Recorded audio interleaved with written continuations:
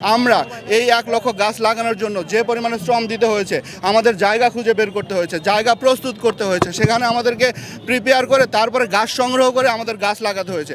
গাছ সংগ্রহ করাটা কোনো চ্যালেঞ্জ, তেমন বড় চ্যালেঞ্জ ছিল না।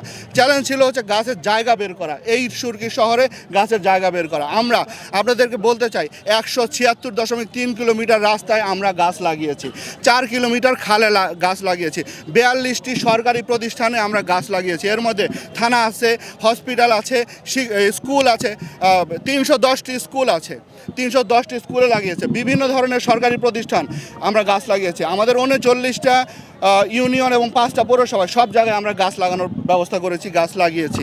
আমরা তাদেরকে ধন্যবাদ জানাই। আমি ধন্যবাদ জানাই আনসার কমান্ডার, উনি নাই, উনি তার নিজের উদ্যোগে গাছ লাগিয়েছেন। BIWTA নদীর পাড়ে অনেকগুলো গাছ লাগিয়েছেন।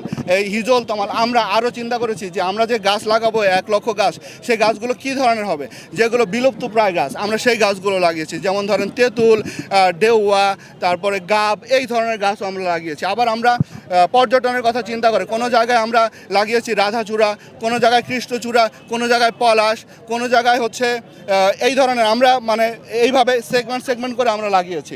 এছাড়া আমরা নারকেল বাগান করেছি, তাল বাগান, যেমন খালের পাশ দিয়ে আমরা তাল গাছ লাগিয়েছি। আমরা এইভাবে আমরা কিন্তু বিক্ষিপ্তভাবে কোনো গাছ লাগাইনি।